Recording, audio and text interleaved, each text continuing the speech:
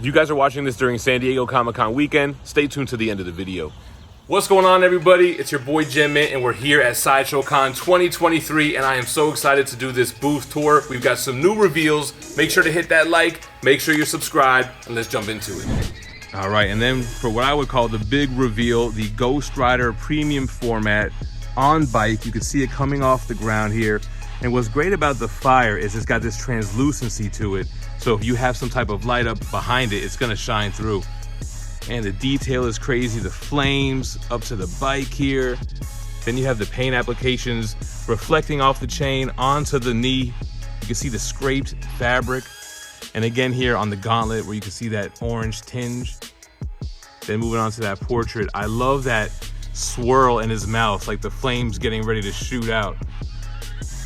Got that classic skull. And here you can kind of see the translucency and how the flames are lit up here. Let's get up close on the detail on the fabric here, whether it's the seams, the torn leather pants, or the blistery, bubbling leather on his jacket. Ghost Rider measures just over 21 inches tall. So deepest point about 25 inches, about 11 and a half inches in its width. A quarter scale Ghost Rider, and we've got the art print right here.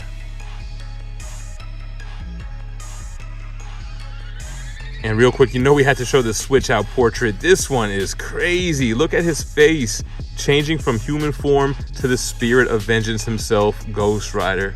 And again, in the back, you have that translucency too. So this is a piece that will definitely benefit from having some type of light up behind it. All right, the first time we're seeing Spider-Man Noir and Iron Spider in person. We did see the regular red and blue at Comic-Con last year, but Spider-Man Noir is huge. I didn't realize how big this piece was gonna be. Again, with that reflective paint, you can see it coming off the glass here onto Spider-Man Noir. You have it on the black boots here on his pants, the subtle webbed mask. And just trying to give some perspective on this piece. I mean, I know we have the measurements on the site and everything, but in person, this guy is humongous. So he stands over 27 inches tall. Love that moonlit back. He's got like a white glow on his back, but then he's got this orange glow from inside the building here. Crazy piece. In the back here, we have the Iron Spider standing tall, standing on those spider legs on the back. Love that candy red Tony Stark inspired costume with the gold. Also a humongous piece. And then we have Spider-Man with the perspective base. Love those big bugged out eyes. The spaghetti webbing that's reaching out to grab you. And then we get to see this up close. So very interesting job on the paint applications here. You have like a decal on the sides, painted on the front, and the back is detailed as well. Loving what Tweeterhead is doing with their Masters of the Universe line. You got the life-size He-Man bust in the back. You've got He-Man on Battle Cat. I believe it's a 1/6 scale Dio that we saw unpainted last year. And then we have Tila here. Some more Masters of the Universe love from Tweeterhead. They have their villains here. We got Merman, we got Trapjaw, and for the first time painted, we have Skeletor. And he's got that deep blue skin, the texturing on him. Wielding both the Power Sword and the Havoc Staff. Beautiful sculpted cloak and cape going around his back. I love the matching snake sub bases on all these guys. This version of Trapjaw has a more realistic take to it, but the switch outs give it a more cartoon accurate look. The cartoon version has more of a green skin tone, and that right arm switch out is a little less intense, less exaggerated, but the rest of them still highly detailed. Look at these like ratchet straps on his chest. And the Skeletor switch out portrait, the same thing. You get almost that neon lime green portrait. Look at those deep black eyes too, man. Very cool. All right, we have a little DC corner right here. So the Penguin went up for pre-order recently, and it's so cool to see this guy in person. There's a lot going on. Underneath the base, you have swimming penguins. You got these bones on the bottom and this translucent layer of water, which again, if you add lights to your display, you're gonna get a nice reaction out of that. You got a little angry penguin over here. And then Oswald Cobblepot himself, man. He's looking dusty. He's looking super detailed in his face. He's got those teeth, wrinkled face. And then what we got in the back here, the new Wonder Woman piece. She's reflecting bullets off of her gauntlets here. Very strong look and pose. Kind of similar ricochets like we've seen with Captain America. A lot going on in the base. You've got this singed piece over here. Wonder Woman foiling a bank robbery. You got this destroyed bank vault door. All right, moving up here, we got a fully sculpted Wonder Woman. Diana Prince. Next to her, we have Zatanna, a piece that we have seen before. I believe the production pieces have been released. Always cool to see new things being done here with this kind of invisible seat that she's on with this mirrored base. And then we have the Robert Pattinson Batman on bike, the premium format. He's got the headlight lit up, an entire bat bike here, chock full of detail. All the intricacies on the costume here. Got the fabric cape. And then we got the portrait. And another new reveal from Sideshow, we have a Poison Ivy premium format, Deadly Nature, designed by Richard Long. And as you can see, we have two different versions here. We have the regular skin version, which has more reddish hair. And check out the red fingertips here. It's almost like blood-stained nails. She's definitely living up to the name Deadly Nature. You can see it in her portrait, and I don't know if it's showing up on camera, but in person, she has a very white, pasty type of hue, almost looks undead.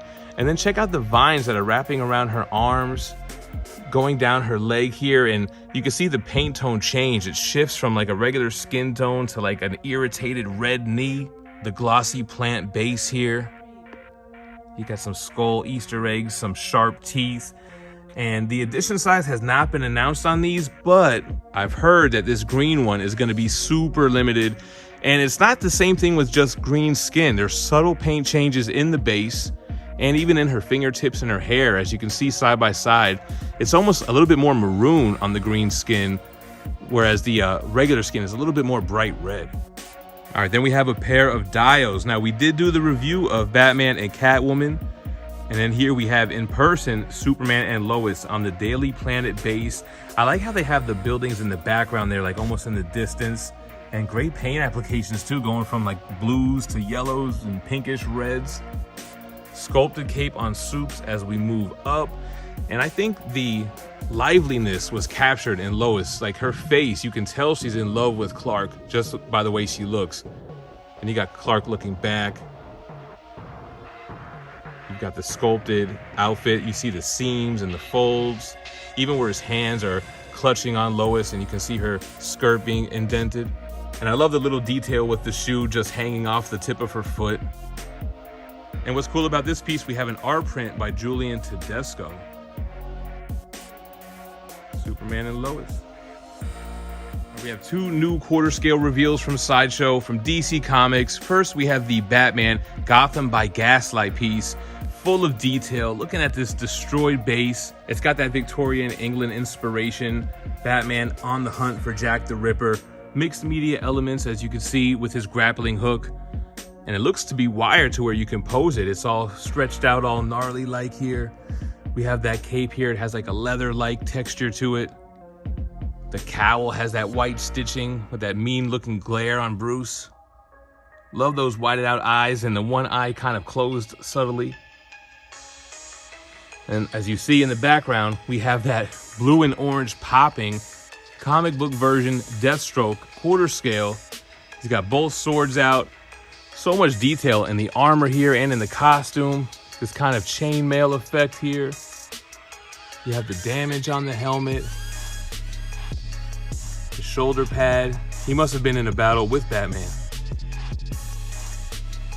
And what's special about this, it's unassuming at a glance, like he's just standing on a gargoyle on a building, but it's kind of like a subtle nod to Batman. And if we look at the back of the base, this thing is chock full of Easter eggs.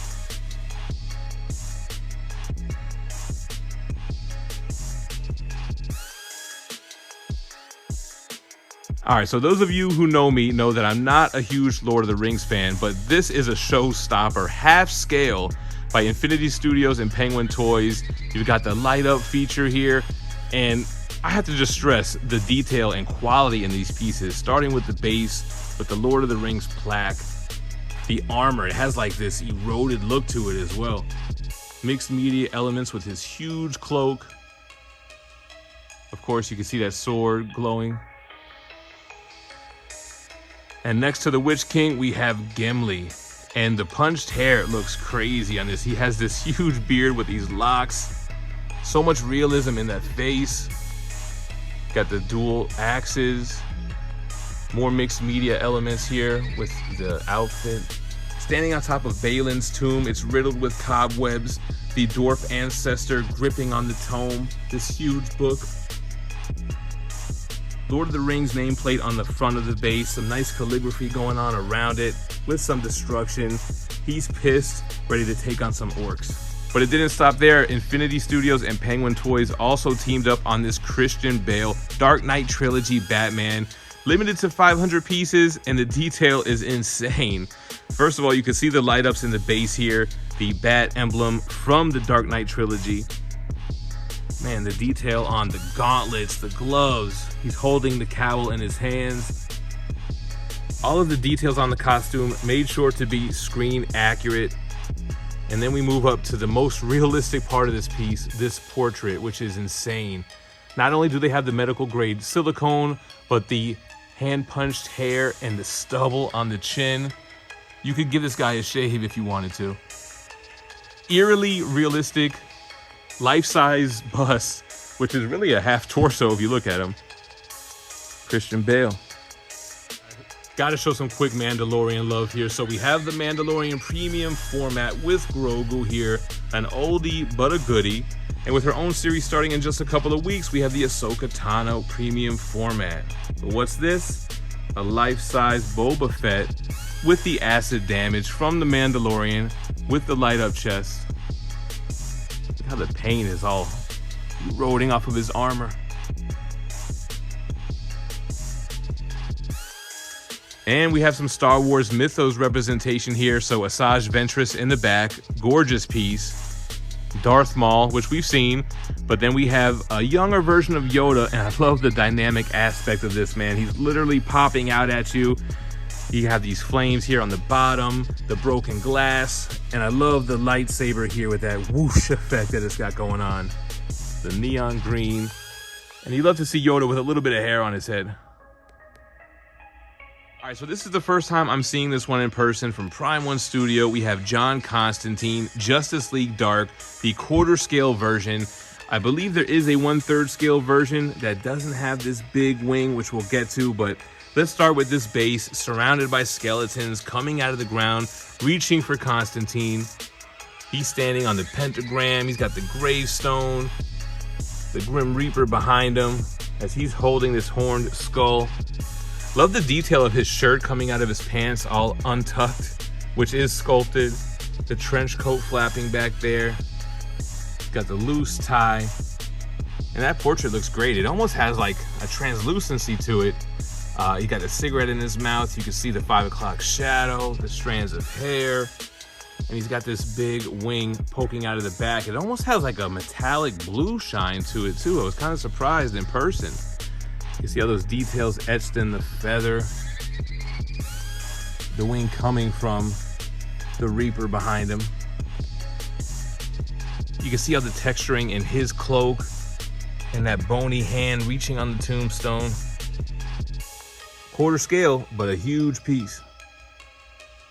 And Sideshow's working on some new stuff with Clint Eastwood, man. Super special because Clint Eastwood has never given his likeness to a studio to make figures like this. We have premium format statues and 1/6 scale figures from Sideshow. You got Clint Eastwood literally signing off on these pieces with his signature engraved in the base. And there is so much attention to detail put into the fabric here to make sure that this is accurate and to Clint Eastwood's liking as well. So we have a couple of different versions. Here are the 1/6 scale figures. So you have different scenes. Then you have the other premium format statue. 1970s vibes, and the way that they tailored the outfit really puts you right in that era. All right, we had to showcase this one, man. We saw it at the Prime One Studio Next Level Showcase, and Sideshow has it at Sideshow Con, the quarter scale Denji from Chainsaw Man with little Pachita. Let's take a look at him first, man. He has a little ripcord tail with his little chainsaw face. And what's cool, he's got a matching base like Denji, and it's almost like the chainsaw head himself, because over here you can see like what looks like his teeth, the inner workings and gears, the chainsaw on the front, and it almost has like a metallic orange shine with all these dings and like damage hits. The translucent red blood looks insane. It's exploding out of all of these enemies. I love the different directions that the blood splatter goes. Like on this one, you can see where he chopped off the top of his head, so it's spraying out to the side. But this guy, he hit him right between the eyes across the top of his head, giving him a blood mohawk. Speaking of blood, this piece doesn't lack any of it. It's stained all over his shoes, all over his pants, of course, all over his chainsaw arms. Man, the detail, you can see the texturing on the shirt, the rips and cuts, the blood stains again, and then moving on to that Chainsaw Man portrait. He's got the tongue sticking out, the light up eyes. Detail is crazy on this piece from Prime One. And we do have the switch out with us here. In case you wanted to display Denji without his chainsaw arms and face, you've got the regular portrait here. He's got that sinister little grin, and those arms have yet to retract those chainsaws. All right, I had to capture these two pieces, the statue and the print, but a little bit of background. This print is made by an artist named Necro13. And first of all, the print itself is amazing. It's got like an architecture vibe to it. It's Batman, but the print, the process that was used to create this metal art print, it's dye sublimation. I'm not gonna act like I know about it, but it's taking ink, converting into gas, and kind of heat pressing it onto this metal art print, which is what gives it that HD look. If you guys want the real explanation, Sideshow has a great video explaining it, but I think you get the gist. However, Sideshow loved this print so much and kind of took it as a personal challenge to see if they can make a statue out of it. So we have what's almost like a half-scale bust. I think it's non-scaled, but it's the statue bust version of the Necro13 print. Not only does it look as crazy detailed as the print, but they had to work with Necro13 to create the entire back side of this, because as you can see, we don't know what's on the back there. And funny enough, I think the back of this bust is almost my favorite part. The way that you have that spine going down the middle with all of the architecture designs all around it. Crazy piece. All right, so we saw the Gotham City shadow in black and white. Here's one of those art prints in color, and to really illustrate what that heat transfer process does, let's take a look at the original art printed on the Detective Comics 1006. This is by Dan Quintana, and just look at the difference in the colors on that print. The HD metal versus printed on paper, you can really tell the difference and why it's such a big deal with that process. Big shout out to Andy and everybody at Sideshow for letting me come through and take that tour video. I hope you guys enjoyed it. And like I said, if you're watching this during San Diego Comic-Con weekend, you gotta follow me over on Whatnot. We're doing multiple live streams, but on Friday at 9:15 a.m. Pacific, 12:15 noon Eastern, we're doing an all giveaway show live from Hero House at the same time that Todd McFarlane is going live for the very first time on his own account. He signed up on Whatnot. He's got a huge announcement, and it might include me in some sort of way. You'll see later on, but make sure to be there. The link's in the description. Stay minty fresh, y'all. Peace. Big thanks to That Spider-Man Booth for sponsoring this video. They have a monthly subscription box which gives you 5 comics, $100 retail value for just $50. In addition to that, you'll get a variant that's exclusive to this box. For August, we have White Widow issue number 7 with a cover by Sabine Rich. Check out thatspidermanbooth.com and subscribe to that mystery box today.